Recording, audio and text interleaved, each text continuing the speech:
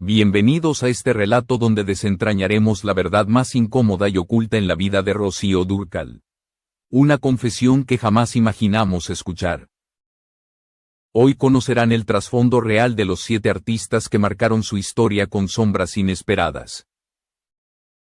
A los 60 años, con la voz quebrada por la enfermedad y el peso de décadas de silencios, Rocío dejó caer una verdad que había cargado como un crucifijo invisible. No lo gritó frente a cámaras ni lo escribió en un libro, simplemente lo dijo en un círculo íntimo. Como quien deja caer una piedra demasiado pesada para seguir cargándola.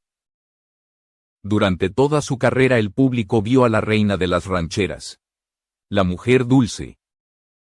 La voz que convertía el dolor en música. Pero nunca vieron las heridas que acumuló tras bambalinas. Y ahora, a las puertas del final, decidió que ya no había motivo para callar. Gracias por ver este video.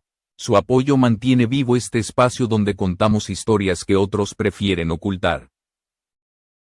Suscríbanse para que este canal pueda seguir creciendo y así traerles más relatos profundos del mundo artístico.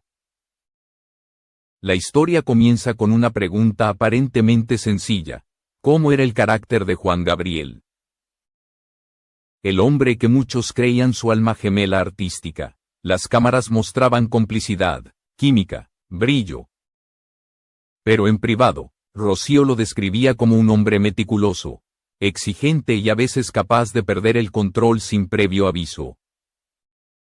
Esa dualidad la intrigaba y también la inquietaba, porque detrás del genio había un filo que solo quienes trabajaban a su lado podían percibir. Durante años el público creyó que la alianza entre ambos era indestructible. Grabaron discos históricos, llenaron estadios, definieron un estilo musical que atravesó fronteras. Pero Rocío, en su confesión, reveló que esa unión estaba construida sobre una tensión silenciosa que jamás se resolvió. Lo que parecía admiración mutua escondía grietas profundas, envidias soterradas y un respeto que empezó a quebrarse lentamente. Cuando recordó aquel vínculo, su voz se endureció, como si la herida aún tuviera eco. Y este es solo el inicio. Lo que Rocío revelaría después no era una simple lista de nombres, sino un mapa de traiciones, indiferencias y desdenes que marcaron su vida profesional y personal. Ella había sido aplaudida en 2 continentes, pero no por eso dejó de ser blanco de rivalidades disfrazadas de cortesía. En su última conversación íntima, dejó claro que algunas heridas no vienen del enemigo, sino de quienes deberían haber sido aliados. Juan Gabriel fue el primer nombre que Rocío pronunció cuando decidió revelar aquello que había callado durante tantos años.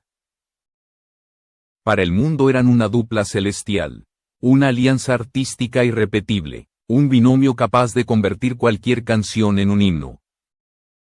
Pero para Rocío, la verdad era mucho más amarga y mucho menos romántica. Ella lo admiró profundamente, sí, pero también sufrió un desencanto que marcó un antes y un después en su vida profesional. El punto de quiebre ocurrió en 1997 durante la grabación de un videoclip en España. Un proyecto que debía ser una celebración más de su complicidad creativa. Juan Gabriel envió un equipo de filmación sin avisar, irrumpiendo en su espacio personal y laboral como si todo le perteneciera. Aquello no fue solo una falta de protocolo, fue una invasión simbólica. Rocío lo sintió como una traición silenciosa, un recordatorio cruel de que para él no era una compañera, sino un instrumento dentro de su propio universo artístico. Ese día entendió que algo se había roto de manera irreversible. Lo que siguió fue un distanciamiento tan doloroso como discreto. Rocío no hizo escándalos ni se quejó públicamente. Simplemente dejó de cantar ciertos temas que antes la unían a Juan Gabriel. En backstage evitaba cualquier petición relacionada con esas canciones y desviaba la mirada como quien evita abrir una herida antigua. Mientras tanto, él nunca ofreció una disculpa, ni en privado ni en público. Ese silencio fue más devastador que cualquier palabra hiriente. Cuando a Rocío le diagnosticaron cáncer en 2001, muchos pensaron que el reencuentro era inevitable. Que Juan Gabriel aparecería al menos para despedirse de la mujer que había elevado su música a otro nivel. Pero no acudió al hospital, no asistió a sus últimos conciertos y tampoco estuvo presente en su funeral. Dijo años después que ella había sido su mejor intérprete, pero esas palabras no reparaban nada. Para Rocío eran elogios tardíos, vacíos, incapaces de sanar una ausencia que pesó más que cualquier reconocimiento. En su confesión final, Rocío describió su relación con él como una mezcla de luz y sombra. Un vínculo que la llevó a la cima y luego la dejó caer sin protección. Lo consideró un genio brillante, pero también un hombre atrapado en su propio orgullo. Y para ella el orgullo sin empatía era una forma de violencia silenciosa. Fue así como decidió guardarle un silencio definitivo, un silencio que no buscaba venganza, sino dignidad. La importancia de este primer nombre, Juan Gabriel, era evidente. No se trataba solo de un conflicto laboral, sino de la traición emocional de alguien que había significado demasiado. Aquel dolor marcó la manera en que Rocío comenzó a mirar el mundo artístico, comprendiendo que detrás de los aplausos muchas veces se esconden cuchillos. Y sin embargo, su historia con él solo era el inicio de una lista que revelaría heridas mucho más profundas con otros artistas que también dejaron huellas imborrables en su vida. El segundo nombre que Rocío mencionó en su confesión fue el de Miguel Bosé, una figura tan admirada como polémica en el mundo hispano. Para muchos, Bosé era el artista del futuro, el ícono andrógino que revolucionaba estéticas, un símbolo de provocación y modernidad. Pero para Rocío representó algo muy distinto. Fue la encarnación de una industria que empezaba a darle la espalda. Un recordatorio de que incluso las reinas pueden ser desplazadas cuando las modas cambian y los ejecutivos buscan nuevo brillo. La herida comenzó a abrirse en los años 80, cuando Bosé irrumpió con fuerza en América Latina y los productores empezaron a voltear la mirada hacia él. Festivales donde Rocío solía ser la estrella fueron reorganizados para darle protagonismo a él. El momento más doloroso llegó en 1987. Rocío había sido anunciada para presentarse en Caracas, pero días antes su participación fue cancelada para otorgarle el escenario principal. El cartel llevaba su foto más grande, el contrato más jugoso, las cámaras más pendientes. Lo que para ella había sido siempre un espacio ganado con disciplina, se convirtió de pronto en un terreno donde la moda dictaba quién merecía brillar. Sin embargo, lo que verdaderamente la marcó no fue la competencia, sino la actitud. Rocío intentó saludar a Miguel en camerinos, esperando una muestra mínima de cordialidad entre colegas. Él la recibió con apenas un gesto distante. Dicen que incluso comentó ante una periodista que Rocío representaba el pasado. Esa frase, filtrada años después, fue como un cristal astillado que nunca salió de su memoria. Desde entonces, cuando en la radio sonaba Amante Bandido, Rocío cambiaba de estación sin decir palabra. No lo odiaba, pero lo veía como la materialización de un mundo nuevo que relegaba su arte a una esquina del recuerdo. El tercer nombre de su lista era Marco Antonio Solís, un hombre cuyo talento ella nunca cuestionó. Al contrario, lo admiraba profundamente. Durante años existió entre ellos un respeto mutuo y una expectativa creciente de colaboración. Ambos encarnaban una parte esencial del romanticismo latino, y muchos soñaban con verlos trabajar juntos. Pero cuando por fin se acercaba la oportunidad, el desencanto se hizo presente. En 1999, Rocío preparaba un nuevo álbum con temas inéditos y consideraba a Marco Antonio como su compositor principal. Solís parecía emocionado ante la posibilidad, Pero cuando recibió una oferta más rentable y mediática de una cantante joven, decidió priorizar ese proyecto. Para algunos fue una decisión estratégica comprensible. Para Rocío fue una traición emocional. Ella no buscaba simplemente canciones nuevas, sino letras que hablaran desde la profundidad, palabras escritas por alguien capaz de comprender su sensibilidad. Sintió que Marco había elegido la moda por encima del alma, la rentabilidad por encima del compromiso artístico. A partir de ese episodio, su relación se volvió un silencio educado. Cuando le preguntaban por nuevos autores del regional mexicano, mencionaba a muchos, pero evitaba cualquier alusión a Solís. En una ocasión él le envió flores durante un festival en Guadalajara. Ella las devolvió con un mensaje breve. Gracias, pero las canciones no florecen donde hay olvido. Ese gesto marcó el cierre definitivo del vínculo. Para Rocío, Miguel Bosé representaba el desplazamiento silencioso y Marco Antonio Solís la decepción disfrazada de cortesía. Uno la hirió con indiferencia, el otro con abandono. Y ambos le recordaron que en la industria musical las traiciones no siempre son declaradas. A veces simplemente se cometen con una sonrisa y una decisión que deja cicatrices eternas. Lucero fue el cuarto nombre que Rocío mencionó, y con él la historia cambia de matiz. La joven actriz y cantante, conocida como la novia de América, irradiaba frescura, simpatía y juventud. Apenas con 20 años, encabezaba telenovelas y llenaba estadios. Para muchos, parecía la heredera natural del legado femenino en la música ranchera. Pero para Rocío, esa herencia no se ganaba con carisma, se construía con respeto. Con años de disciplina y entrega a un arte que no toleraba frivolidades. A principios de los años 90, los productores comenzaron a comparar abiertamente a Lucero con Rocío.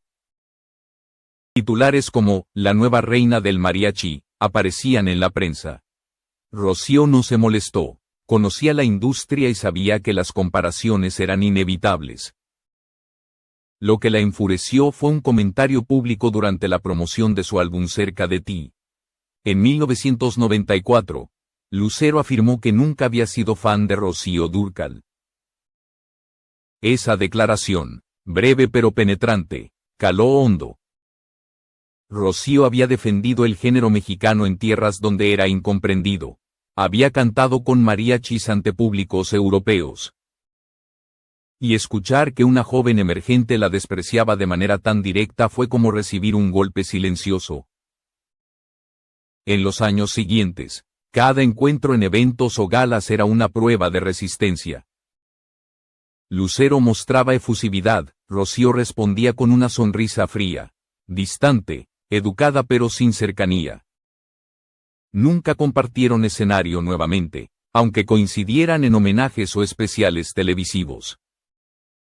En el año 2000, Televisa intentó reunir a varias mujeres del género en un especial.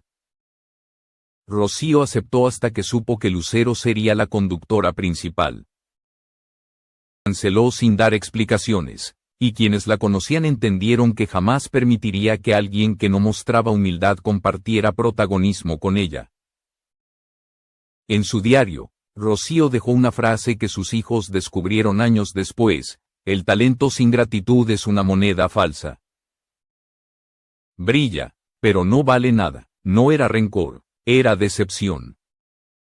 Lucero representaba para Rocío una generación que heredaba aplausos sin comprender el esfuerzo de quienes habían abierto caminos. Cada gesto de indiferencia, cada comentario superficial se convirtió en un recordatorio de que la fama no siempre va acompañada de respeto.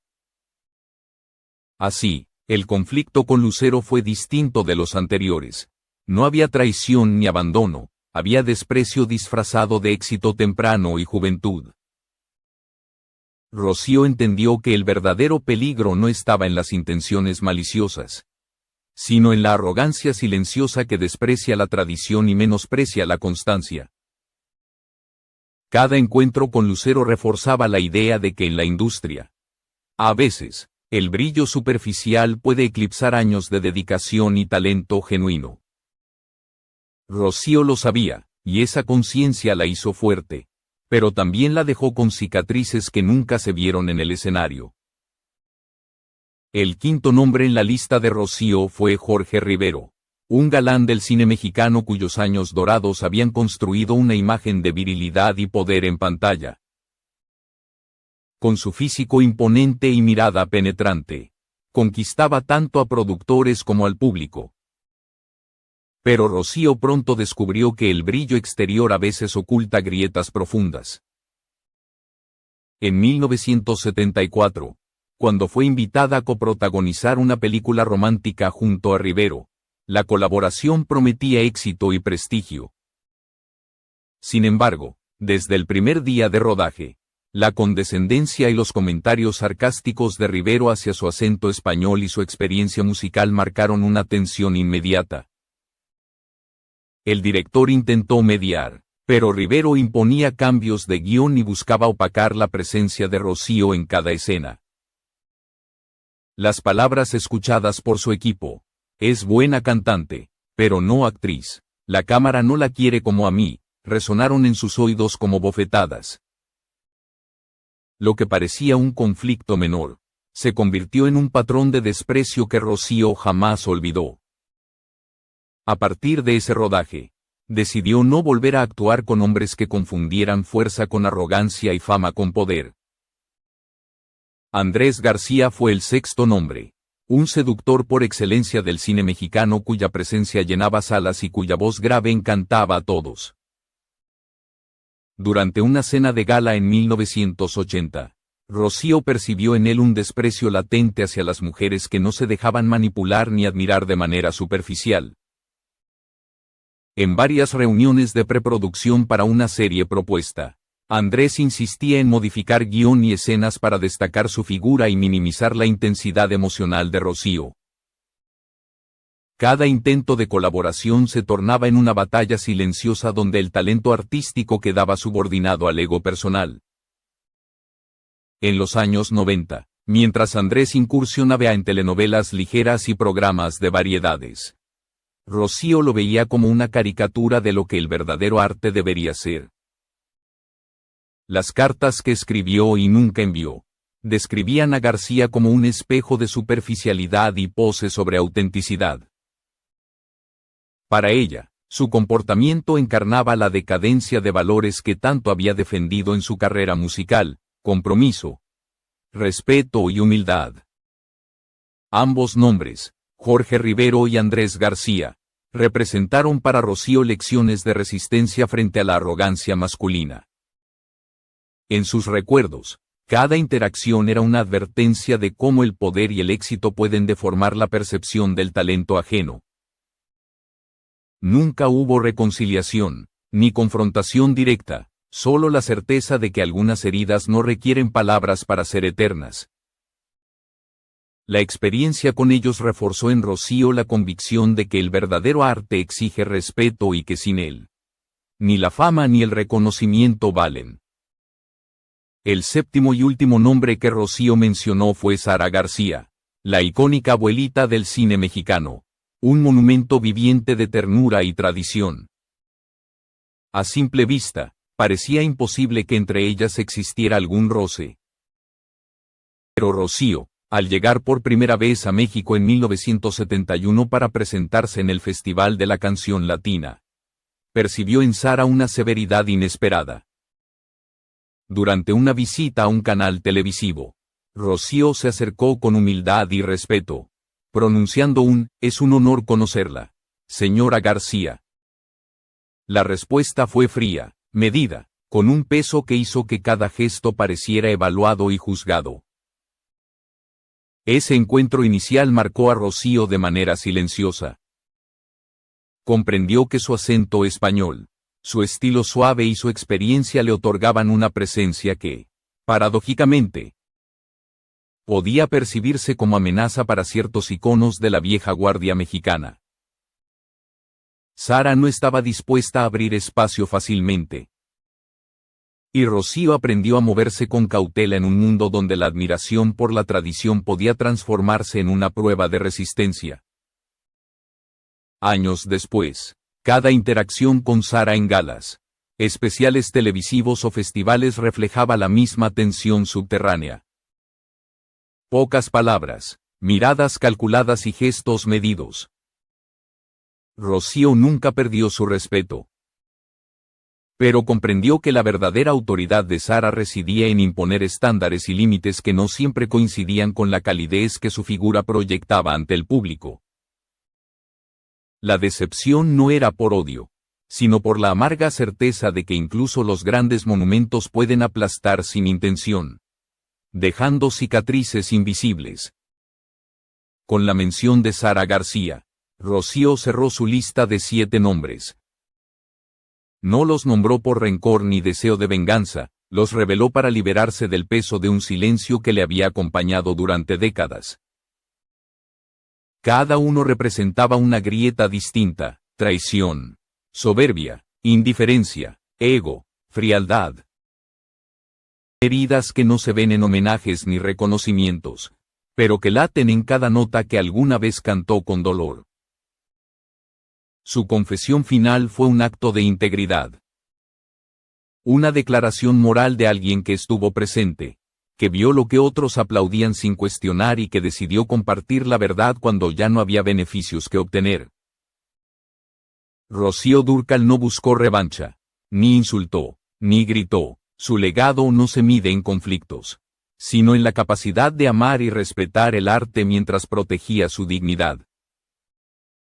La música fue su forma de expresar lo que palabras no podían contener, el silencio. Su forma de defenderse de la injusticia y la falsedad.